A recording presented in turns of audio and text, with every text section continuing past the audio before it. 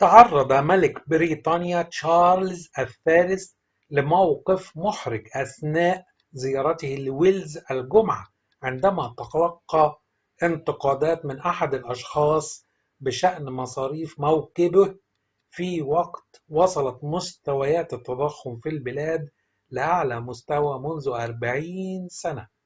وحصلت الواقعة التي وثقها فيديو نشره موقع صحيفة الجارديان. احنا شايفين الصور من الفيديو دهوت عندما كان الملك تشارلز الثالث وزوجته الملكة كاميلا يزوران ويلز كجزء من جولته للدول الأربعة التي تشكل المملكة المتحدة. وبعد حضوره قداسا على روح الملكة الراحلة إليزابيث الثانية في كارديف، توجه الملك وزوجته مشيا على الأقدام لحشد من الجمهور لإلقاء التحية. وخلال حديثه مع بعض الموجودين يسمع رجل وهو يصرخ بصوت عال موجها كلامه للملك تشارلز: بينما نكافح لتدفئة منازلنا يتعين علينا دفع تكاليف موكبك. دافعو الضرائب خسروا 100 مليون جنيه استرليني من أجلك.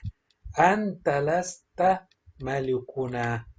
وعلى الرغم من الاستقبال الحار الذي حظي به الملك تشارلز الثالث في ويلز، إلا أنه كانت هناك بعض الأصوات المنتقدة، بما في ذلك المتظاهرين المناهضين للنظام الملكي الذين أطلقوا صيحات الاستهجان لدى وصوله إلى كارديف. وبلغ معدل التضخم في المملكة المتحدة 10.1% في يوليو الماضي، وهو أعلى مستوى له منذ 40 سنة، مع ارتفاع أسعار الطاقة، مما جعل البريطانيين يستعدون لفصل شتاء صعب. ومن ناحية أخرى، ألقي القبض على رجل حاول الاقتراب من نعش الملكة إليزابيث الثانية في قاعة ويستمنستر بينما كان في طابور القادمين لإلقاء نظرة الوداع. وأفادت الشرطة البريطانية بأن توقيف الرجل جاء بموجب قانون حفظ النظام العام، مشيرة إلى أنه وضع قيد الاحتجاز. وقطع البث المباشر الذي ينقل فعاليات إلقاء نظرة الوداع لوقت قصير خلال وقوع الحادثة. وقال متحدث باسم البرلمان: أننا على علم بحادث في قاعة ويستمنستر حيث خرج شخص من الجمهور باتجاه النعش. وأضاف أن إجراءات إلقاء نظرة الوداع استؤنفت بعد إخراجه من القاعة. وشارك الملك تشارلز الثالث برفقة شقيقته الأميرة آن وشقيقيه الأمير أندرو والأمير إدوارد في وقفة قرب النعش في وقت مبكر من مساء الجمعة. وسيبقى نعش الملكة إليزابيث الثانية في قاعة ويستمنستر حتى حلول موعد الجنازة الاثنين المقبل. ومن المقرر أن تكون الجنازة واحدة من أكبر التجمعات لأفراد عائلات ملكية ورؤساء وسياسيين تستضيفهم بريطانيا لأول مرة. ويتوقع أن يحضر حوالي 500 شخصية عالمية ما بين رئيس دولة ومسؤولين كبار وأجانب. الله يرحمه. ادعى مواطن أسترالي يدعى سايمون تشارلز دورانتي دي ويبلغ من العمر 56 سنة، ادعى أنه ابن الملك تشارلز الثالث الذي ورث العرش منذ أيام خلفا للملكة الراحلة إليزابيث الثانية، وذلك بحسب ما نشرته صحيفة نيوز الأسترالية الخميس. وقال الأسترالي الذي يطمع في أن يكون وليا لعهد بريطانيا أنه ولد عام 1965 من قبل تشارلز البالغ من العمر 17 عاما حينها، وكاميلا البالغة من العمر 18 عاما ساعتها، قبل وقت طويل من بدء علاقتهما. وقال سايمون تشارلز دورانتي دي أنه يعتزم اتخاذ إجراءات قانونية جديدة لإجبار الملك الجديد على الخضوع لاختبار الحمض النووي اللي هو DNA. وكتب في منشور عبر صفحته على الفيسبوك: حصل تشارلز على ما يريد، تولى العرش وفاز بزوجته وحصل على كل شيء.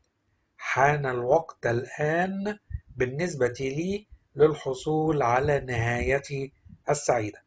ويعتقد دورانتي دي أن اختبار الحمض النووي سيثبت أنه الوريث الشرعي للعرش، لأنه ولد قبل الأمير ويليام. انتوا ايه رأيكم؟ يشبهوا؟ شاركونا في التعليقات. وأضاف أن سماعه بأخبار إطلاق لقب أمير ويلز على الأمير ويليام، وهو اللقب الذي يمنح للورثة الذكور للعرش، كان بمثابة صفعة على الوجه، وقال: لا أريد أن أشعر بهذه الطريقة، لكنني أشعر بذلك. أعتقد فقط أن أقل ما يمكن أن يفعله تشارلز هو إعطائي إجابة أو اعتراف بي. لقد أعطى ويليام عنوانا كهذا، فأين إجابتي؟ أين اختبار الحمض النووي الخاص بي؟ إذا لم تكن والدي فأثبت أنك لست كذلك. ومن غير المرجح أن يتطوع تشارلز لإجراء اختبار الحمض النووي، ولا يمكن إجباره على عمله من قبل قاضي بريطاني، لأنه الآن فوق القانون بصفته ملكا. وفي الأسبوع الماضي بعد سماع نبأ وفاة الملكة، شارك دورانتي دي تحية لجدته المعروفة باسم ليليبيت، وشارك بكلمات لطيفة عن أقاربه المزعومين. ولد دورانتي الذي يدعي أنه نجل الملك تشارلز في المملكة المتحدة في أبريل 1966، وتم تبنيه في بورتسماوث في المملكة المتحدة من قبل عائلة لها صلات بالملكة. ويعتقد أنه ولد لتشارلز وكاميلا، الذي يدعي أنهما كانا يلتقيان في عام 1965 بعد لقائهما في جنازة وينستون تشرشل.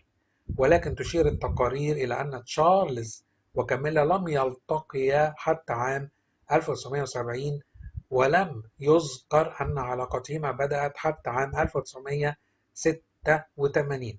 وفي مقابلة عام 2021 قال دورانتي أن جدته التي عملت لدى الملك أخبرته أنه ابن تشارلز وكاميلا، وحتى الآن لا يوجد أحد يعرف الحقيقة.